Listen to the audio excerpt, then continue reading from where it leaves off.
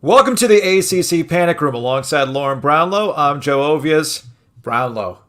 This conference! What more can you say? Elmo Nuke me. Listen, you know that I love my Irish. Yes. Okay? Yes.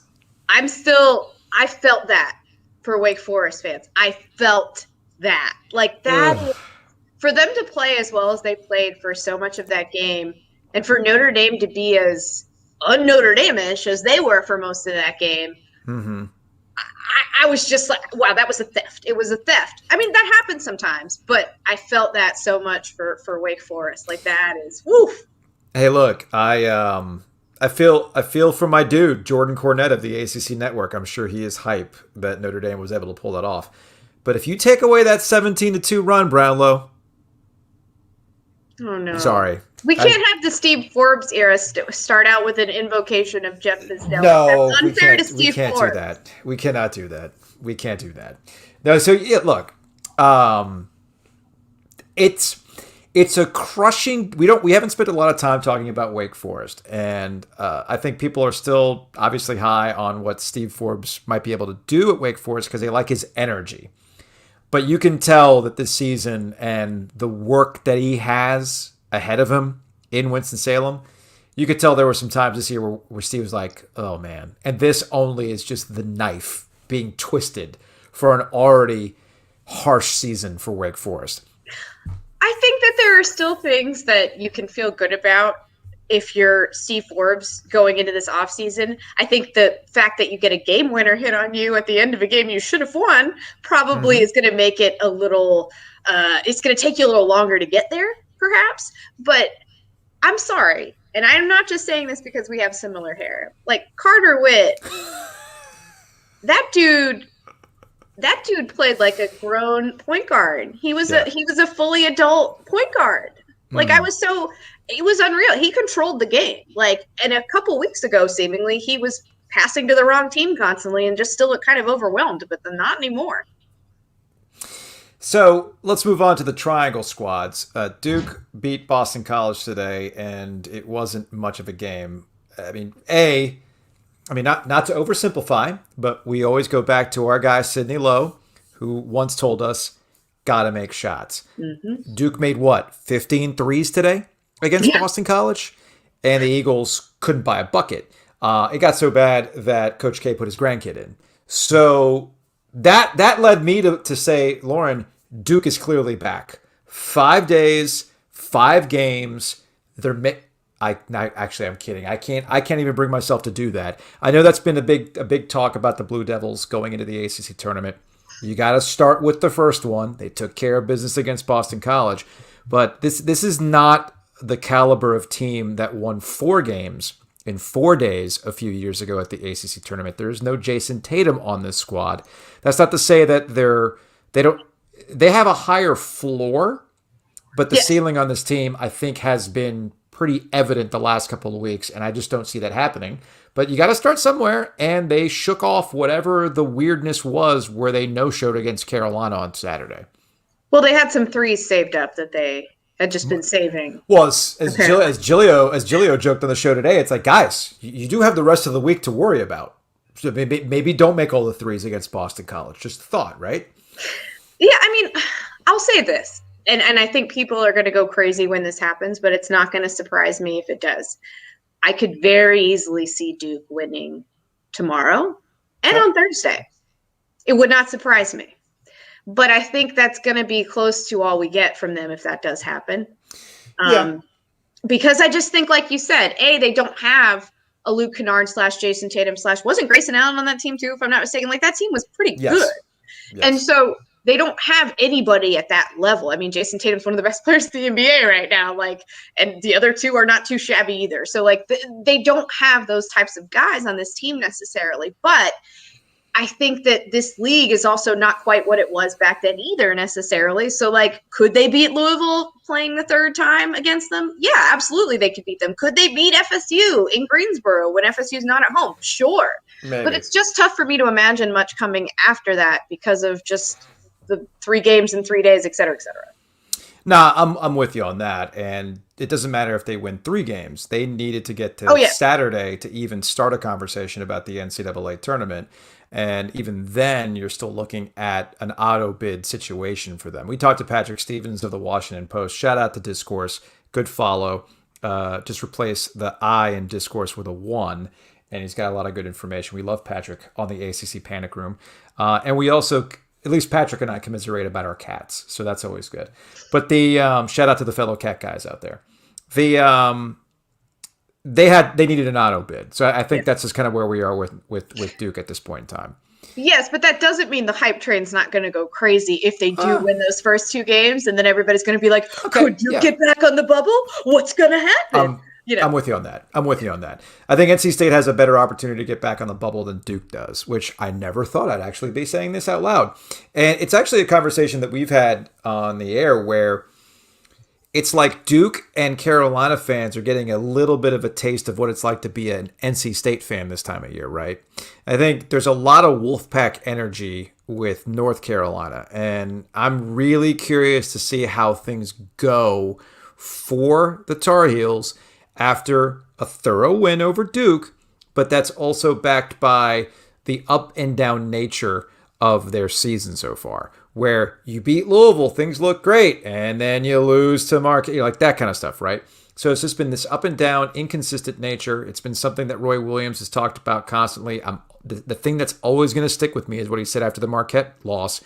This team cannot handle prosperity, just a little bit of prosperity. So what's it going to look like when they start up at 9 o'clock tomorrow against Notre Dame? Which team are we going to get? I honestly don't know the answer to that. And any North Carolina fan that pretends to tell you they know what's going to happen in the ACC tournament with this North Carolina team is fooling themselves, or they've had one too many hospitality Miller Lights.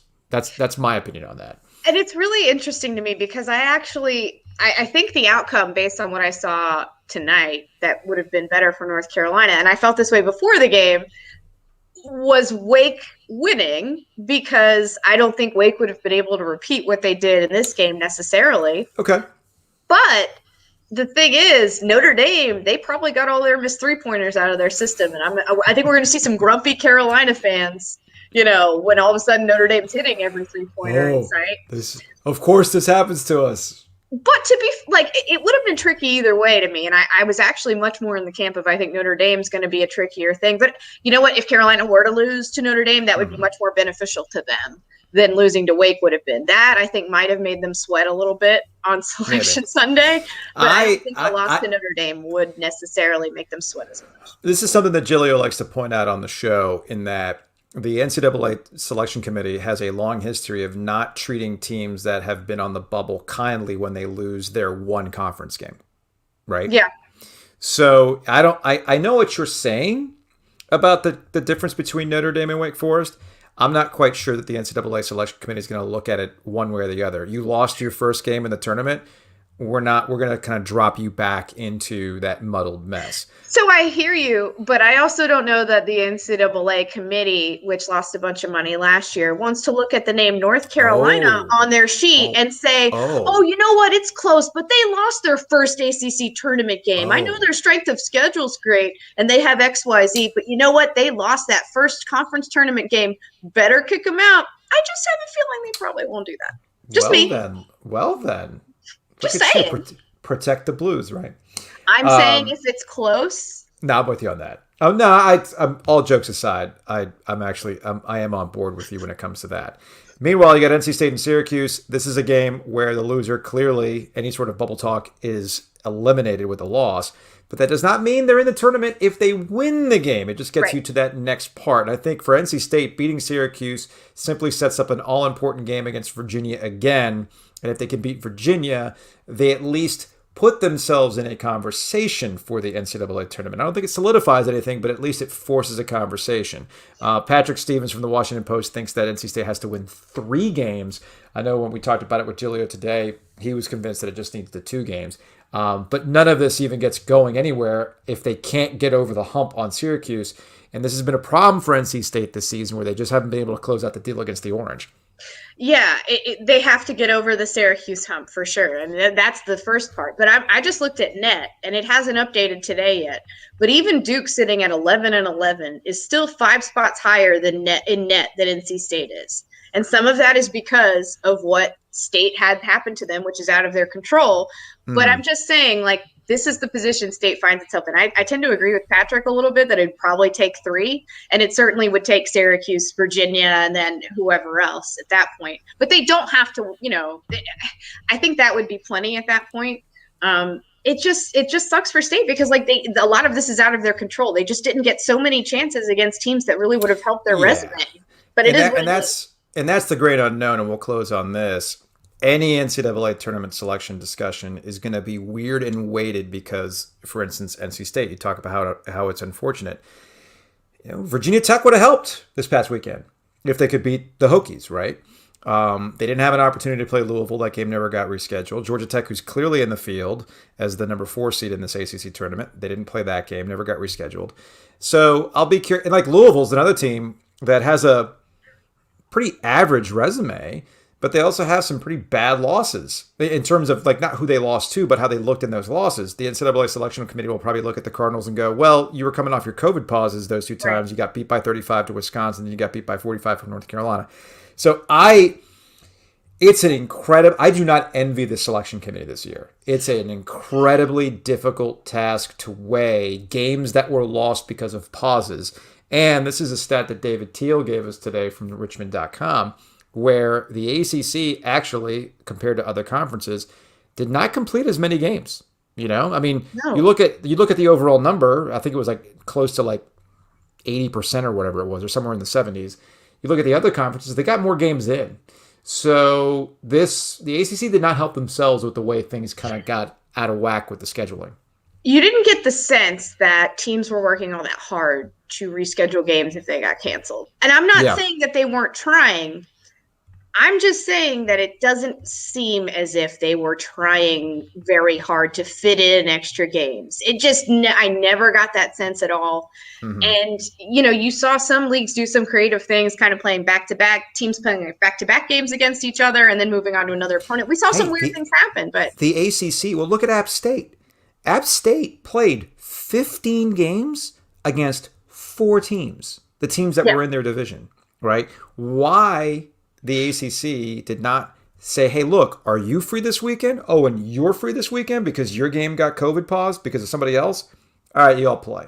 I don't know why that happened. But you're right. I'm with you on this in that they seemed very chill on games that happened. And I get the feeling that, like, the NCAA committee, and who knows, but I don't know that they're going to factor in a whole lot of stuff with COVID pauses because they just have seemed to ignore it all year long so far. So I don't even know that they'll go, oh, Louisville lost at Wisconsin, but they were coming off a COVID pause. I don't think they're going to have that kind of stuff in front of them, and I don't think they're going to care. I really don't. And that's what kind of sucks, but it is what it is. Well, that's going to wrap it up for this edition of the ACC Panic Room. We got plenty of hoops to talk about tomorrow with State, Duke, and Carolina all in action. We'll see.